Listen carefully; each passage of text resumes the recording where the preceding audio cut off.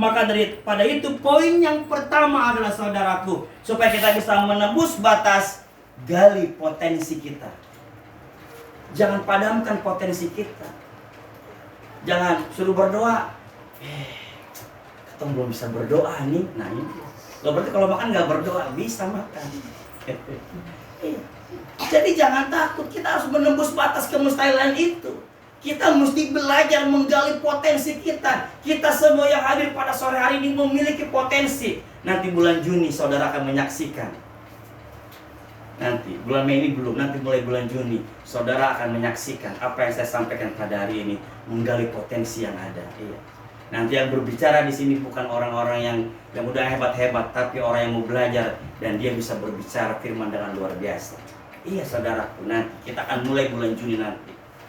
Dari hasil pemuritan itu saudaraku, di bulan Juni itu akan ada pendoa syafaat yang luar biasa, akan ada pengkhotbah yang luar biasa, akan ada pemain musik yang luar biasa, akan ada orang-orang yang luar biasa yang mau dipakai oleh Tuhan. Pertanyaannya pada saat kita mau menggali potensi kita adalah, apakah kita mau dipakai oleh Tuhan atau tidak? Apakah kita mau meresponi firman Tuhan atau tidak? Sehingga pada saat kita mau percaya kepada Tuhan, mau menggali potensi kita, disitulah Tuhan bekerja dalam diri kita, saudara. Iya. Tapi kalau kita cuma mau biasa-biasa saja, bahwa ya sakit saya sudah sembuh, oke sudah, usaha saya sudah bangkrut, kemudian menjadi sukses, sudah cukup, ya sudah cukup. Tidak akan ada lagi kita peningkatan dalam diri kita, saudara. Karena tahun semakin berganti kita, usia kita semakin bertambah, bertambah. Jadi usianya bertambah tapi kitanya makin kurang. Iya. Yang tadi saya disampaikan oleh istri saya yang paling cantik ini sudah 47 tahun, saya 44 tahun. Iya, nggak terasa saudaraku. Masa dan waktu kita yang begitu sangat singkat, begitu sangat cepat saudaraku. Ya. Saya punya anak pertama ini sudah sedang menyelesaikan tugas akhir laporan. Ya, semoga di September lah sudah diwisuda, berarti sudah punya anak nona sudah, yang sudah selesai sekolahnya itu. Tidak terasa, ya saudaraku, tidak terasa. Tadi sebelum saya kesini, saya tadi ditelepon mendadak, pastoral dulu di Oesapa, di satu oma itu, pada saat saya pastoral di sana, satu oma itu bilang pada saat dia umur 21 tahun dia sudah jadi PNS. Itu dia, umur 21 tahun PNS. Kalau nggak salah, saya nikah juga, umur saya 21 tahun kalau nggak salah. Iya, jadi kami nanti di September itu sudah 24 tahun. Di tahun depan itu kami sudah pernikahan perak. Masih muda atau tua ya? COVID telah berakhir saudaraku, luar biasa. Dimana pada saat ada COVID itu kita takutnya mau mati ya. Ibadah nggak bisa. Tapi hebat kalau Bethesda tidak pernah berhenti beribadah. Iya. Siapa yang mau menghentikan ibadah di sini? Nggak ada yang bisa, saudara. Di sini tetap beribadah, lengkap, full. Iya. Tidak ada ketakutan. Kenapa? Karena percaya kepada Tuhan. Kenapa? Karena mau menggali potensi-potensi yang ada, saudaraku ya. Kita percaya di tempat Oesapa nanti di Bapak Meruk itu akan menggali potensi luar biasa. Itu hari juga luar biasa di Talent Me juga hari Sabtu ya. Nah, Sabtu yang akan datang lagi. Nah, berapa minggu lagi kita buat lagi kegerakan luar biasa lagi, sehingga semua orang kembali kepada jalan Tuhan. Besok hari Senin di Air Sugi. Iya. Semua orang akan bertobat, akan kembali kepada jalan Tuhan. Cuma sekarang siapa yang mau membawa orang-orang yang mau bertobat ini? Kalau bukan saya dan saudara yang membawa. Iya. Jadi setiap Sabtu itu kita harus bawa satu orang, saudara. Satu jiwa datang ke sini. Supaya mereka merasakan urapan Tuhan. Mereka merasakan lawatan Tuhan. Mereka merasakan api Tuhan. Jadi dari Osmok jangan berdua lagi. Jangan bertiga lagi, berempat. Minggu depan 10 orang bawa dari Osmok semua. Itu dia. Satu pick up bawa. Iya, karena mau saya juga bawa. Semuanya dibawa semua. Iya.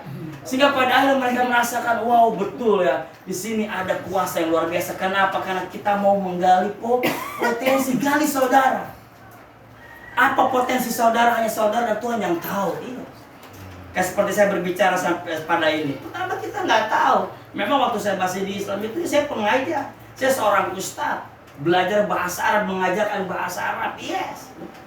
Tapi tidak mungkin sampai sejauh ini, saudaraku, tidak mungkin.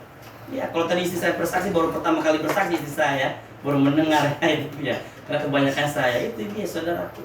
Jadi awalnya Tuhan sudah mau menangkap kita, tetapi kita belum menangkap suara Tuhan. Kita nggak mau meresponi apa yang Tuhan mau dalam diri kita, itu dia. Karena saya marah-marah, dia bilang, Tuhan, Tuhan, Tuhan. Oh, kamu mau kembali kah? Ya, karena apa? Karena dulu sering hari Minggu itu dia mendengar ini pendeta John Hartman di televisi. Itu dia kan, si RCTI dulu itu. Saya bilang, oh kamu dengar ini apa namanya orang-orang ini, kamu kembali lagi, nggak bisa. Kenapa? Karena kan saya kuat, gitu loh. Tapi pada akhirnya ini hebatnya Tuhan. Ini hebatnya Tuhan, luar biasa. Pada akhirnya saya terseret kepada Tuhan Yesus. Setelah ikut Tuhan Yesus itulah, wow, ternyata bukan enak. Tuhan bilang, yang berbeban berat datang kepada, yang berletih lesu datang kepada, yang kesulitan datang kepadaku, yang sakit penyakit datang kepadaku. Tapi satu yang aku minta, pikulah salib. Itu dia, saudara. Jadi pada saat Tuhan bilang pikulah kuk yang kupasang itu enak, pikul salib itu berarti kita siap menderita. Jadi pada saat ada kita menderita, kita jangan takut lagi, karena itu resikonya kita. Karena kita mau menjadi laskar Kristus. Kalau nggak mau pikul salib, jangan jadi laskar Kristus. Iya kan? Iya. Tapi karena kita mau jadi laskar Kristus, kita mau jadi prajurit, karena kita mau bekerja yang lebih besar lagi. Iya, betul. Karena ada pekerjaan yang lebih besar lagi, saudara. Kalau pekerjaan besar itu kita tangkap, saudara. Nah sekarang kalau kita mancing, kita mau nangkap ikan kecil atau ikan besar? Iya, kalau ikan kecil kan ya ikan kecil. Tapi kalau kita menangkap ikan yang besar, nah pada saat Tuhan memberikan pekerjaan yang besar, maka Dia juga akan memberkati kita yang besar, saudaraku. Iya. Pada saat Tuhan mencurahkan kita berkat yang besar, disitulah juga kita harus memberikan yang terbaik buat Tuhan yang besar juga, saudara. Bukan yang kecil. Maka daripada itu, saudaraku, setelah poin yang pertama kita menggali potensi kehidupan kita, maka poin yang kedua adalah kehidupan orang percaya yang telah diselamatkan melalui pengorbanan Yesus Kristus. Dengar baik-baik. Keselamatan yang sudah kita raih pada hari ini bukan pengorbanan yang biasa-biasa, saudara. Nggak usah jauh-jauh deh, saudara. Pikul ini namanya air galon saja, sepanjang 1 kilo. Coba, apakah berhenti atau tidak sepanjang 1 kilo itu? Karena saya pernah merasakannya waktu saya tinggal di sini. Saya belum ada kendaraan, saya pikul di air galon kosong, kok enteng bawanya, kosong lah. Tapi pada saat saya beli air galon, saya bawa, waduh, baru 3 langkah saya berhenti. 3 langkah. Begitu juga dengan Yesus Tuhan kita. Begitu berat salib yang harus Dia pikul sebagai seorang manusia 100%, maka Dia nggak sanggup, saudara. Maka Dia berhenti, Dia berhenti sampai pada akhir finishnya Dia menyerahkan nyawanya kepada Tuhan. Iya. Saya sedang bicara di YouTube, lagi heboh sekarang, viral film Jesus Revolution. Ini dia. Jadi coba saya mau lihat, saya mau cari-cari. Ya ada berapa ini ada yang sudah nonton. Nah ini saya mau lihat. Katanya sih ada hal-hal yang tidak baik, tapi saya belum tahu. Nah itu dia. Jadi film yang terbaru tentang Tuhan Yesus. Ini dia. Selain film yang berapa tahun yang lalu kita ini ya. Tapi daripada itu, bukan hal masalah film atau bukannya, maka poin yang kedua bahwa kehidupan orang percaya yang telah diselamatkan melalui pengorbanan Yesus ini adalah kita harus melayani Tuhan dengan kekuatan Tuhan. Bukan melayani Tuhan dengan kekuatan kita, nggak bisa. Oh kita mau buka cabang baru, tapi dengan diri kita sendiri gak akan jadi, saudara, akan gagal. Tapi kalau Tuhan pada saat api itu tercurahkan, orang mendengar, maka Dia akan minta api itu, saudara. Iya, minta akan api itu. melayani Tuhan dengan kekuatan Tuhan, sehingga pada akhirnya segala sesuatu yang kita kerjakan untuk Tuhan, maka Tuhan akan memberikan kontribusi yang positif di dalam setiap kehidupan kita, sehingga tindakan pelayanan kita itu menjadi berhasil, saudara. Yang sakit sembuh, yang buta dia bisa melihat, tuli bisa mendengar, tunggu bisa berjalan. Saya masih minta api itu, saudara. Kenapa? Karena Petrus pada saat Pentakosta, berapa orang yang diselamatkan, yang jadi bertobat? 3.000 orang. Nah, apakah kita bisa melakukan itu? 3.000 orang itu akan bertobat? Atau jangan-jangan 10 orang bertobat saja sedikit? Bisa nggak kita? Bisa nggak kita bawa jiwa untuk bertobat kembali kepada jalan Tuhan? Dan pertobatan ini bukan tobat dan kumat, tidak. Pertobatan ini adalah pertobatan yang militan, pertobatan yang penuh dengan komitmen, pertobatan yang penuh dengan konsisten, saudaraku, sampai akhir hayat. Seperti siapa? Paulus. Setelah perjumpaan dengan Tuhan, ya kan? Dia tidak mengerti siapa yang dia jumpai. Dia pada saat Tuhan bilang bahwa engkaulah yang menganiaya aku, dia akan membunuh, membinasakan orang-orang percaya. Baru dia tergelepak. Oh iya. Dan sampai dari situ, sampai akhir finisnya, dia tetap bertobat kepada Tuhan. Dan dia bisa membawa jiwa-jiwa. Dia bisa menghasilkan apa? Murid-murid, saudaraku. Ini yang diajarkan Paulus. Menghasilkan murid-murid, saudaraku. Paulus juga mengajarkan kita supaya kita menjadi seorang murid yang memuridkan lagi, yang setelah memuridkan kembali, saudaraku. Iya. Kolom Bethesda sedang melakukan itu, saudara. Ia akan melebarkan sayapnya, bahwa saudara-saudara yang hadir pada sore hari ini menjadi murid-murid tempat ini untuk memuridkan kembali, saudara. Iya. Bawa api dari sini untuk melebarkan api-api lagi, saudara. Iya. Bahwa di tempat kita, bukan saja hanya di sini, ada sebuah keajaiban, ada sebuah mukjizat yang luar biasa. Keajaiban mukjizat bukan masalah bahwa kita miskin jadi kaya, kita susah jadi sukses, tidak. Tapi bagaimana keajaiban dan mukjizat yang ada itu adalah bahwa Tuhan memberikan kekuatan kepada kita untuk menghadapi masalah-masalah yang ada. Pada saat kita melayani Tuhan dengan kekuatan Tuhan sendiri yang ada dalam diri kita, maka disitulah pekerjaan-pekerjaan besar dapat kita lakukan, saudara. Ya. Coba kita lihat dalam Kolose pasal Kolose pasal 2 ayat yang ke-7.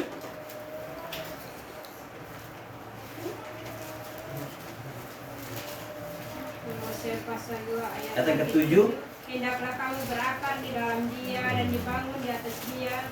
Hendaklah kamu bertambah teguh dalam iman yang telah diajarkan kepadamu, dan hendaklah hatimu melimpah dengan syukur. Ya, itu dia, saudaraku. Pada saat kita melayani Tuhan dengan kekuatan Tuhan, maka kita akan bertumbuh dan berakar, saudara. Setelah kita bertumbuh dan berakar, di situ ada ucapan syukur yang luar biasa dalam diri kita. Jadi kita harus bertumbuh, ya kan? Kan gak mungkin anak baby hanya baby jadi baby terus, kan gak bisa. Dia harus 0 bulan jadi 6 bulan, kemudian 1 tahun, 2 tahun, 3 tahun, 4 tahun, 5 tahun. Dia PAUD, setelah PAUD dia SD, setelah selesai SD dia SMP. Terus bertumbuh, demikian juga kita. Rohani kita jangan kerdil. Rohani kita jangan jadi baby terus. Tapi rohani kita harus menjadi dewasa. Sehingga tidak ada lagi ketersinggungan, saudaraku. Tidak ada lagi kepahitan, tidak ada lagi iri hati, tidak ada lagi sakit hati. Kalau kita dekat dengan Tuhan, Tuhan tuh buat santai dalam diri kita, iya. Jadi bukan masalah firman yang menyinggung kita, tidak. Tetapi bagaimana kadang-kadang kita bukan firmannya atau orangnya yang membicarakan tentang kita, tapi karena kita sudah mematikan hati kita ini untuk Tuhan, sehingga kita mudah tersinggung. Ini yang bahaya, saudara.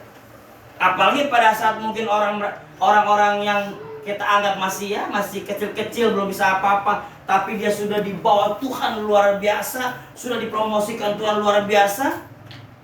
justru menjadi sebuah persaingan dan kompetitor dalam setiap kehidupan kita. Ini yang tidak boleh kita lakukan, saudara. Kita harus terus bertumbuh berakar dalam Tuhan. Setelah kita bertumbuh dan berakar dalam Tuhan, wow, itu Tuhan terlalu hebat dan luar biasa dalam hidup kita. Maka daripada itu, saudara diberkati oleh Tuhan, mukjizat bekerja menembus batas nalar bagi orang-orang percaya, saudara. Apalagi untuk orang-orang yang hidup dalam kepenuhan Kristus, ya. Apa yang sudah kami Tuhan buat kami sedemikian rupa ini menembus batas nalar kami. Ya dulu kami tidak akan mungkin bisa membayar hutang sekian ratus juta, saudaraku. Gimana cara bayarnya? Sampai 2 kali pencobaan untuk bunuh diri, saudaraku, karena saking depresi dan takut akan kehidupan ini. Tapi ternyata Tuhan buat berbeda luar biasa. Jadi Tuhan mau menangkap kita. Jadi kalau ada orang yang meminta doa, misalnya banyak hutang, ya doakan dia, jangan ditolak, saudaraku. Saya mendengar satu hamba Tuhan menolak orang yang untuk mendoakan orang berhutang. Oh, nggak bisa, jangan. Gitu. Walaupun kesalahan dia punya hutang, nggak masalah, kita doakan dia supaya apa? Supaya dia kokoh dan kuat, serta ini tadi bertumbuh dan berakar dalam Tuhan. Makanya kolam Bethesda ini tidak memberikan sebuah penglihatan, tidak memberikan sebuah pendengaran, tapi apa? Berakar dalam firman Tuhan. Setelah kita berakar dalam firman Tuhan, maka kita kuat, kita makin percaya kepada Tuhan. Ya, kami percaya masalah kami akan diselesaikan oleh Tuhan. Itu saudaraku. Karena kami sudah merasakan, saudara, sudah mengalami itu. Mustahil bagi kami untuk menyelesaikan.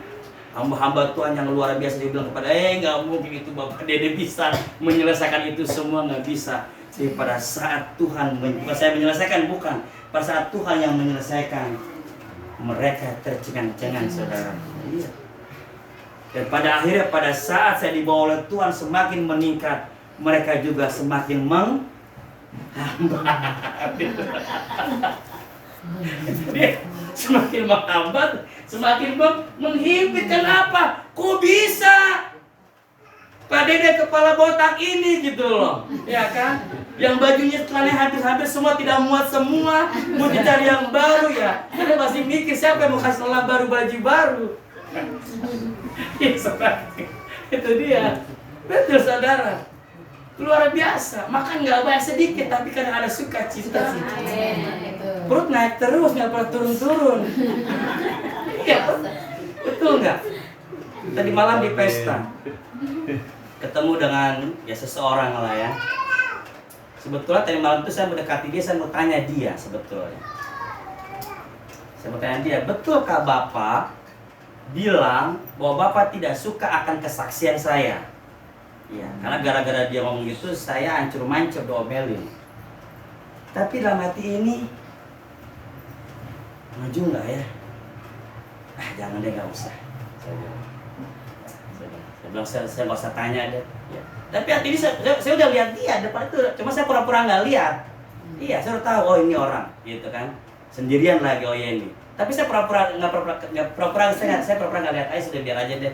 Gitu. Karena apalagi ada pertunjukan ke pernikahan tentara atau jadi atlet tentara, sudah. Akhirnya dia sendirian, Pak, Mama, oh ya oke.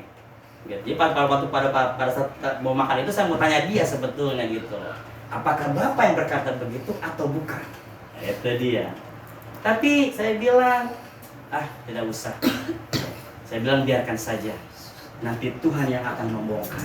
Nanti Tuhan yang akan membuka. Saya bilang, pas saya pulang cuma sukacita, saya bilang terima kasih Tuhan. Iya. Maka tadi pada saat punya penyembahan, wah luar biasa saudaraku, betul. Haleluya, Tuhan buat luar biasa dalam diri kita, saudara. Asalkan kita mau mengekang diri kita, mau mengekang emosi kita, saudaraku, kita mau ada dalam surganya Tuhan. Pada saat Tuhan memberikan sebuah perumpamaan tentang harta terpendam, di mana kita menggali harta karun, mendapatkan sebuah ladang, mendapatkan sebuah mutiara, maka sudah kutemukan siapa yang kita temukan itu? Yesus, saudaraku. Pada saat kita sudah menemukan Yesus yang hebat, yang ajaib, yang luar biasa, kita perlu motor akan datang. Kita perlu rumah akan datang. Asalkan kita mau percaya akan janji Tuhan. Tapi kalau kita tidak menemukan sosok tersebut, justru kita membuang sosok tersebut dengan iri hati kita, dengan kedengkian, dengan fitnah dan lain sebagainya, tidak akan kita dapatkan, saudara. Maka daripada itu, saudara diberkati oleh Tuhan Yesus, mukjizat akan senantiasa menandai kita akan kreativitas kita orang-orang percaya hidup dalam kepenuhan Kristus, saudara. Saudara yang punya nomor WA, silakan kasih di Mama Tuan Neno atau di Ma Babu, kasih nomornya, nanti kita akan masukkan di grup Persekutuan Doa Kolom Bethesda. Di situ akan ada informasi pelayanan yang luar biasa, informasi jam-jam doa, saudara. Iya, untuk kita lebih dekat. Kalau saudara mau setiap hari Jumat malam, saudara, jam 7 atau jam 8 malam datang ke sini. Iya, untuk menikmati lawatan Tuhan, saudara. Oh, di situ api terlalu besar, saudara. Iya. Saya nggak bisa ngomong apa-apa karena kami sudah merasakan. Nah, kalau saudara mau merasakan, datang, saudara. Iya. Beri waktu Jumat malam itu, saudara. Apapun kehidupan saudara, pekerjaan saudara, beri waktu jam 7 itu, saudara. Saudara pulang akan membawa sukacita, damai, sejahtera. Betul. Persoalan saudara malam hari itu juga akan dijawab oleh Tuhan. Ini betul. Walaupun kita dihimpit secara berat, diinjak secara berat, saudaraku, tapi kita akan dikuatkan. Ya. Justru kita makin dihimpit, berkat makin datang, saudara. Iya, jadi kalau orang himpit terus nggak apa-apa, sudah. Injak terus nggak apa-apa, berkat akan datang terus. Iya, betul, saudara, benar. Biar diinjak, biar diapain terserah. Yang penting berkat ngalir terus. Itu dia. Iya, beras mahal pun saya bilang beras 20 ribu 1 kilo nggak masalah. Karena masih bisa makan sehari 3 kali. Iya, saudaraku, itu dia yang luar biasa. Nah, yang ketiga, yang terakhir, saudaraku. Setelah kita bahwa kemustahilan itu harus kita lewati, bahwa ada sebuah nalar menembus sebuah batas yang harus kita lakukan, maka daripada itu yang ketiga ini yang mau Tuhan bilang, apakah kita sudah siap untuk melakukan pekerjaan besar? Nah, ini dia. Iya, karena itu banyak alasan. Aduh, mama, ada pesta di sebelah nih. Ada kumpul keluarga nih, kita ikut dulu ya. Nah, ini dia.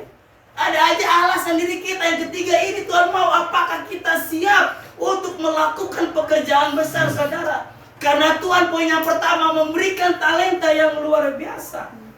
Poin yang kedua Tuhan bilang, pada saat engkau melayani pekerjaan Tuhan melalui cara pandang Tuhan dan kekuatan Tuhan saja, maka yang ketiga ini, apakah kita siap melakukan pekerjaan besar? Contohnya, kita memberikan ruang waktu diri kita setiap hari Jumat jam 7 malam. Iya.